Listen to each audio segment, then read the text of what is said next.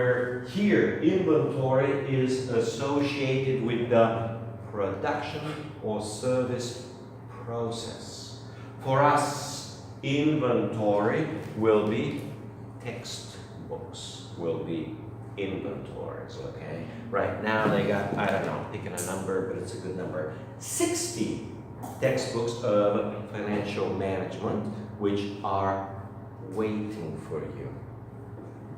Okay, so that's inventory. Okay, so you can reduce on a per unit basis, per output basis, the size of the inventory. In other words, the inventory will grow, but not as fast as output, which provides cost savings. When we say the lower means cost saving, cost saving, cost saving.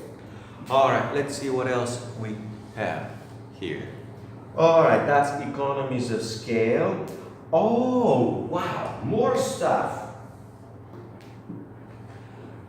Bulk purchases. So now these are some of these are technological, okay? Some of these are managerial. Now got financial reasons.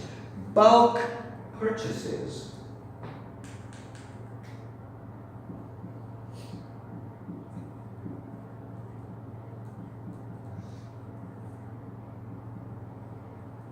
You got your little taxi company, you got only 10 taxis, and maybe use 10, 20 tires or 50 tires a year. You want to buy 50 tires, you're going to get a little discount, sure. Now, if you have a big taxi company, 200, 300 taxis, you may need 1,000 tires. And you go to the company and say, hey, I want to buy this here 1,000 tires. They will give you big discount. Bulk purchases means you buy one time big size, okay? So usually there is a cost of purchase, which is you need to ship them, you need to store them, whatever it is. So bulk purchases definitely represent, again, cost savings. But the second part which goes together with bulk purchases is discounts, quantity, or we say in business, in marketing, volume discounts. Again, represent cost savings. Now, if you are a big business with a large operation and you happen to be somewhat better known, you can always borrow a slightly lower interest rate. Lower cost of borrowing. We also call it financing, the same thing. This is a cost. So cost goes down. What do you mean by borrowing? Borrowing means you go to the bank and the bank will say, okay, we'll give you 9, and if you're a small business, you'll have to return us 12, okay? We give you 9 million, you'll return us 12 million. Or we give you 9,000, give us back 12,000, okay?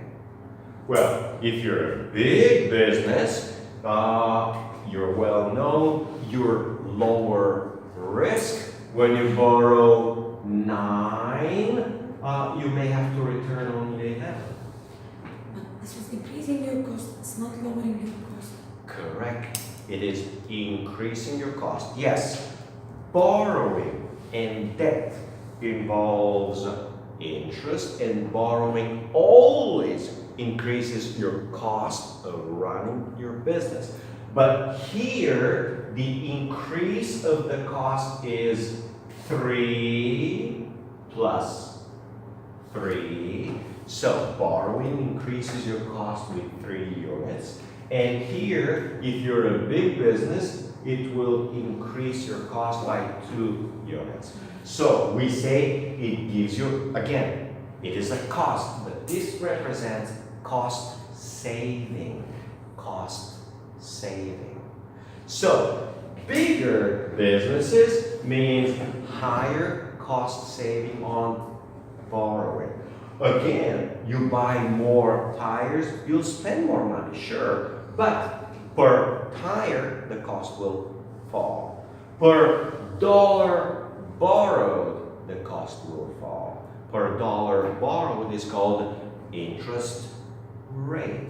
Now, remember, there's always involved a cost of borrowing. Whether you call it interest or any other name, borrowing has a cost. Always and everywhere, even in Islamic finance, there is a cost. Of course, if borrowing did not have a cost, the bank will go bankrupt. One way or another, there will be a cost. Okay?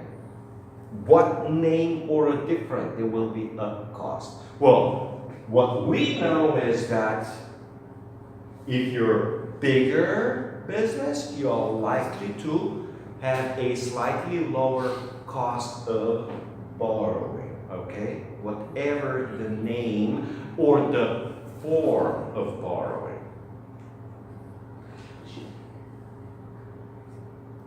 Oh, there's another one. Lower cost of advertising. Now here I have to say unit cost. I mean, for all of them we say per unit, okay? I always mean per unit. I always mean advertising. Again, cost per unit goes down.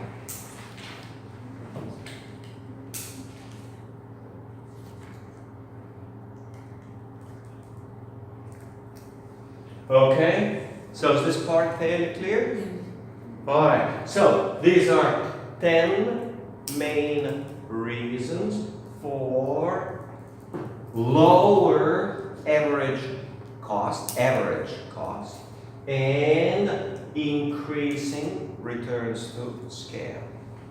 Now, the other side is a lot easier. We discovered it.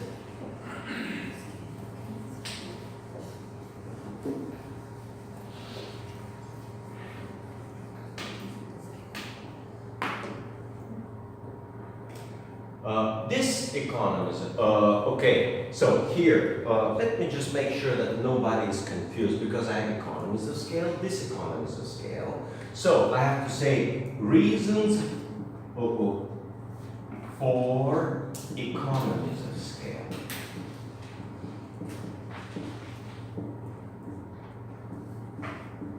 Okay, now here we have reasons for diseconomies. Now, I at least remember we did this a few lectures ago, right? Okay, so some reasons. What are the reasons?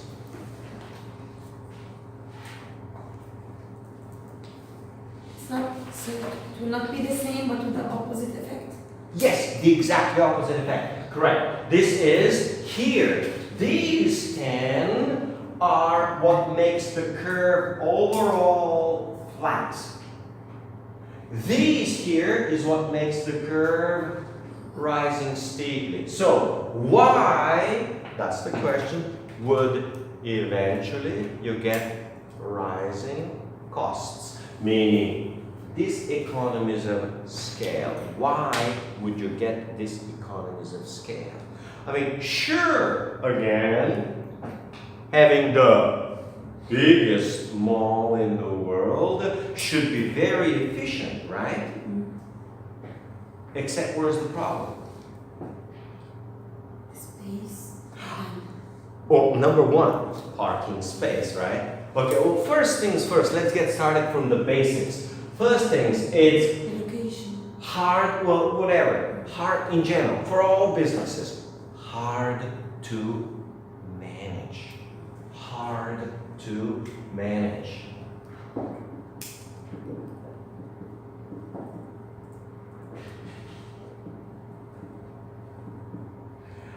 You have, let's say, 500-700 retailers, 1,000 retailers. It's very difficult to manage, okay?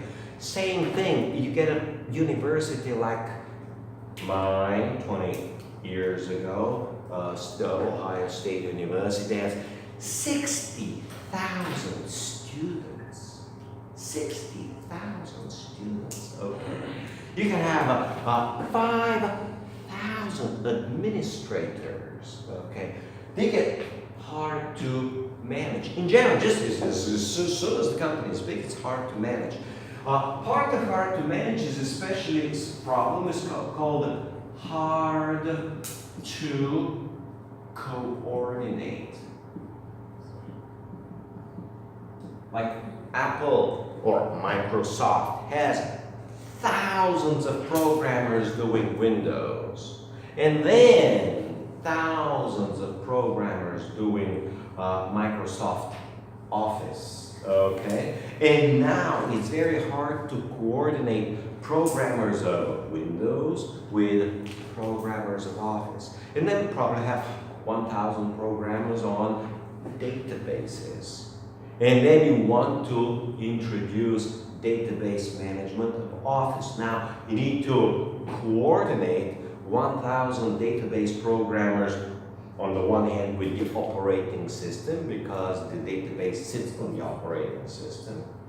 And then you need to coordinate 1,000 programmers of Office with 1,000 programmers of databases. So suddenly coordination becomes a huge problem. Okay, let's see what else. I just gave you two more.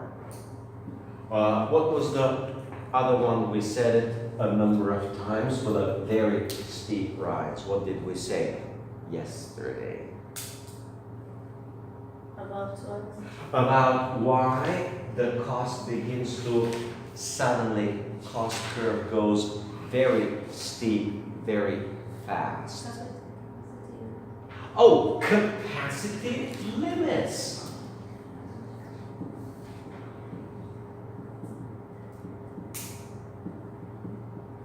Now, part of capacity limits, which is almost the same, is what I just explained, and I'll only write it, bottlenecks.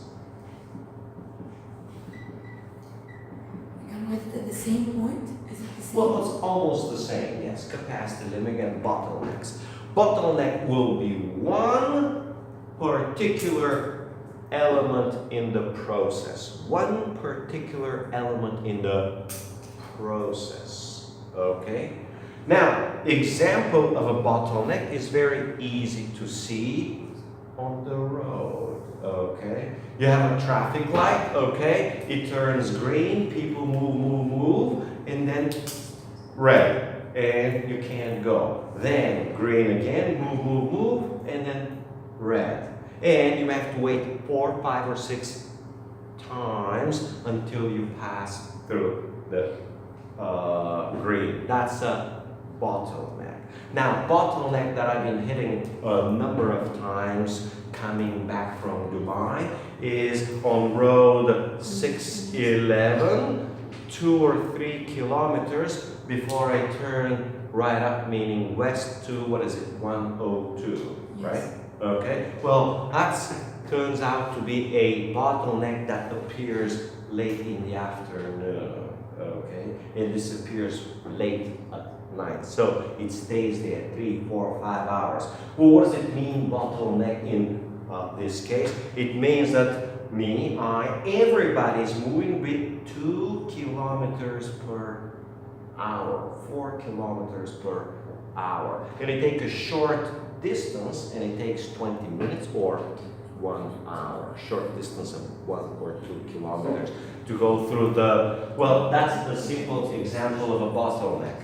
Now, if the parking is full, cars start waiting in front of the mall so that they can get into parking, right?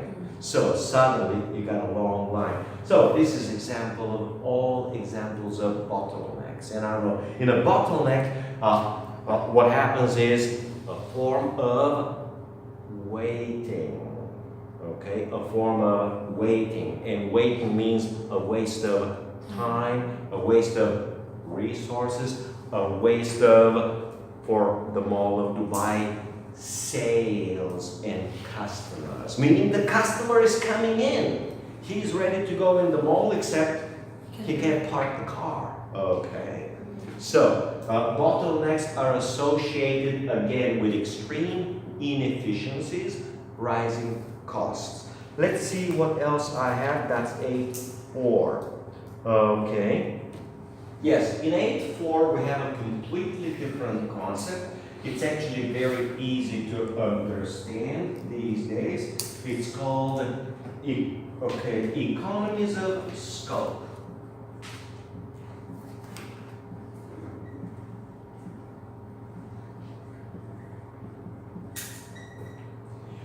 Economies of scope is when you specialize in one particular product.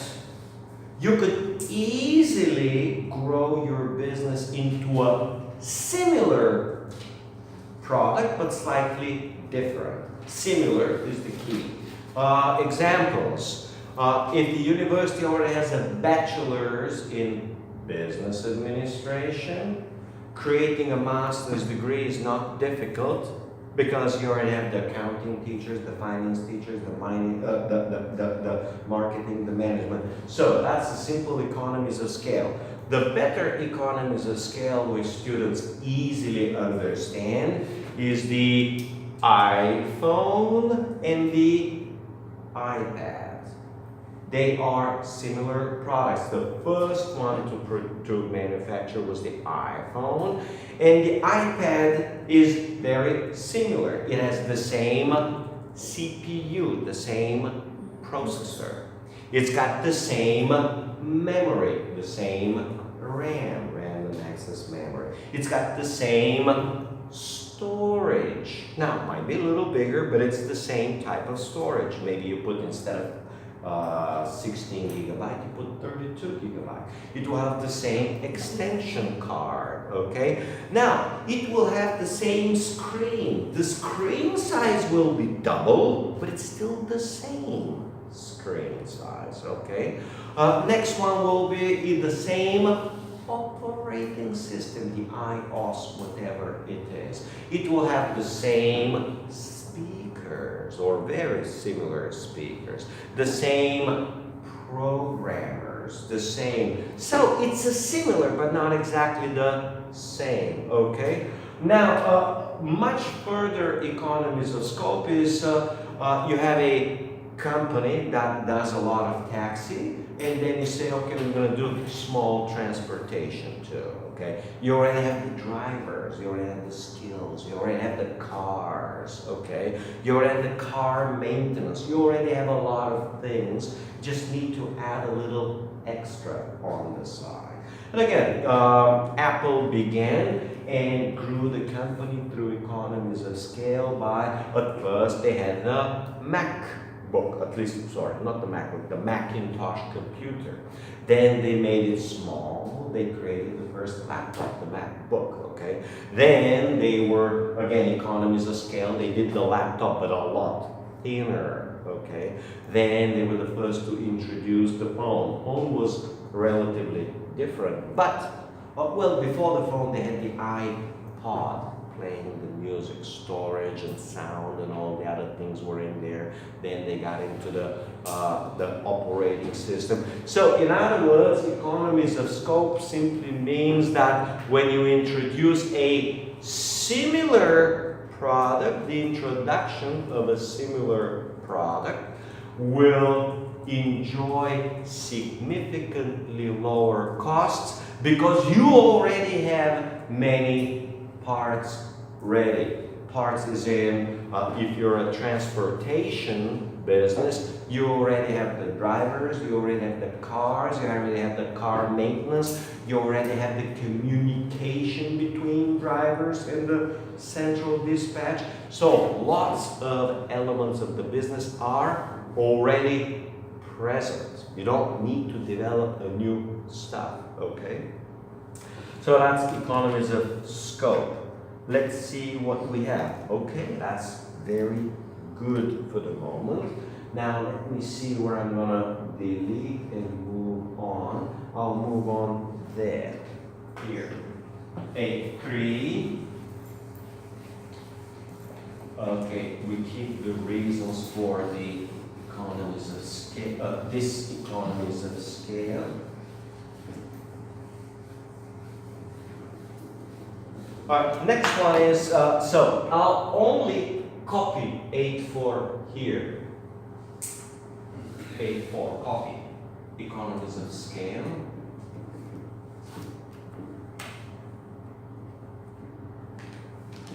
Next is 8.5. Learning curve.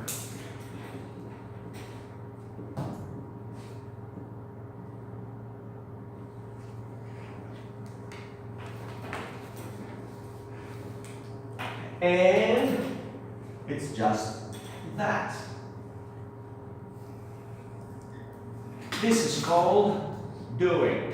When you do something many times, in economics we call it quantity, we also call it volume.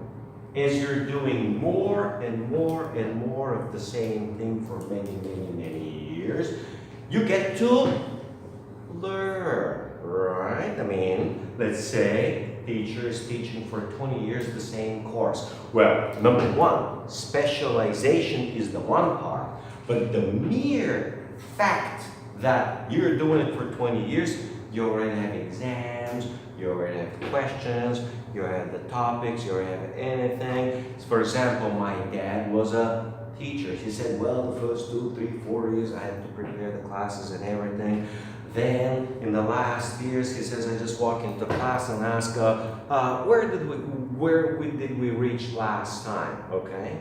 So, that's very common. So, what's the learning curve? Well, at first, your costs are going like this, and this represents AC. That's not air conditioning, that's average cost, okay? And the average cost just goes down and down and down and down and down, okay? And that's simply a learning curve. Now, here's the key. Let me read it. Again, we need a clean definition. Decline in average cost with rising cumulative total output. So this is, let me write it again, cumulative total output.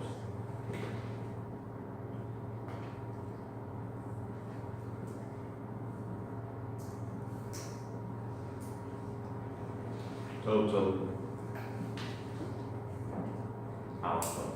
So as you're producing more and more iPhones over the years, you're getting better and more efficient in many little ways. So these are small improvements of efficiency. Here's the key. This is a cumulative total output. So here, in a sense, you have time. So as time goes on and you keep doing it. Now, average cost will usually fall here because you have a larger scale of operation.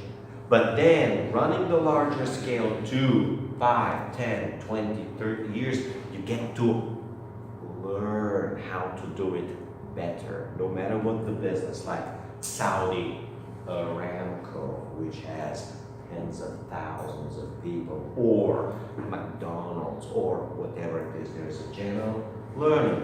Well, this whole thing, we just call it in economics, we just call it experience.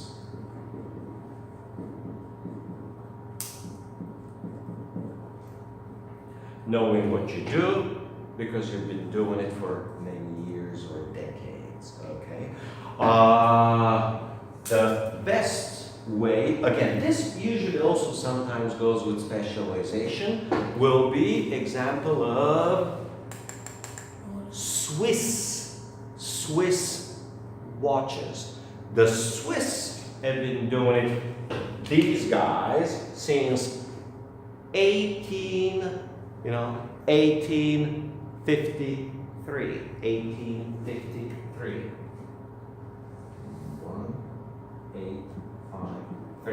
That's over 150 years producing watches, okay? So there will be a lot of learning. Now, just because you've been doing it for 200 years doesn't mean you're going to be offering the cheapest watches, but at least they pretend to be offering some of the highest quality watches in the world, okay? So that's all learning. You're getting bored, need a break, or it's time to go home. Okay, let me take a look. So that's 8.5, okay? 8.6 is also straightforward. It is very necessary to teach in the US, but you don't need a lot of it because in the US it's somewhat rare. Here it's an everyday occurrence all the time.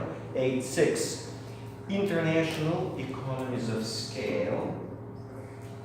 International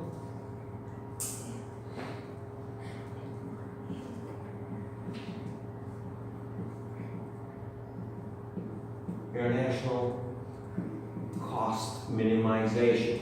Number 1, foreign labor, international trade and inputs.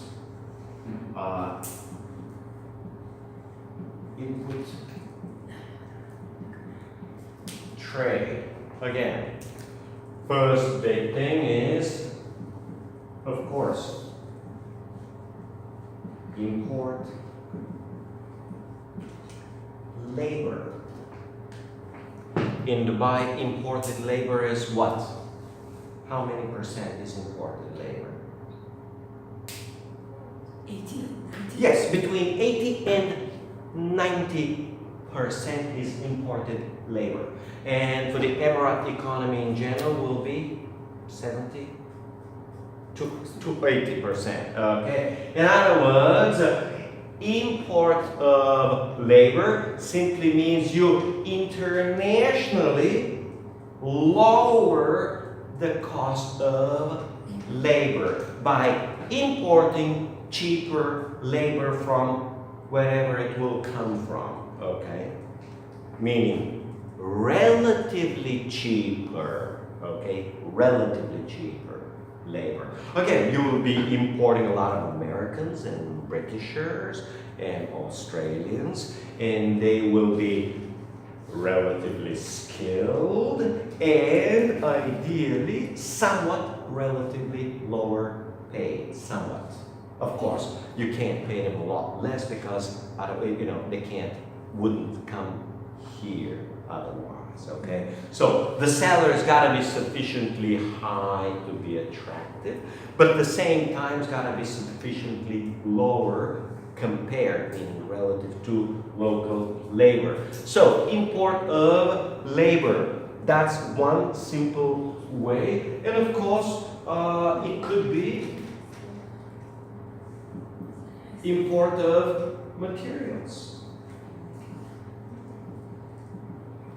Again, importing the rubber from Malaysia and Indonesia, importing the oil for most countries from Saudi Arabia or whichever the oil is cheaper rather than manufacturing it at home, importing the coffee from whatever, Brazil, right? So you basically, whatever the materials are, you import them from wherever they will be cheaper, whether it's gold or silver or iron or aluminum. Okay, example, aluminum. You guys import, you make it here or you import it, let's say, from Bahrain. Bahrain's got a big aluminum company, right? Anyway, so again, soaring's okay. Well, it's very simple. If you want to be in this international economy, meaning not just you, any company, any business, to be competitive, the business must source its inputs internationally. It's that simple. You can't source everything locally, even for the biggest economy like the US or like China. They import a lot of stuff anyway. They import a lot of, well, China imports tons of resources from Australia. They import the iron and all sorts of stuff, okay? Australia is a huge, so that's fairly straightforward. So that's the one side of the equation. The opposite side of the equation is called, yes, for the output, it's called outsourcing. So this is called insourcing. Insourcing. You source in labor from abroad. This is called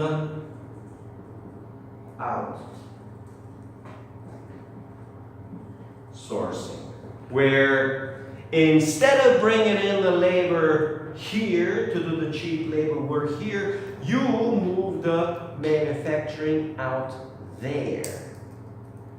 And you get the job done there.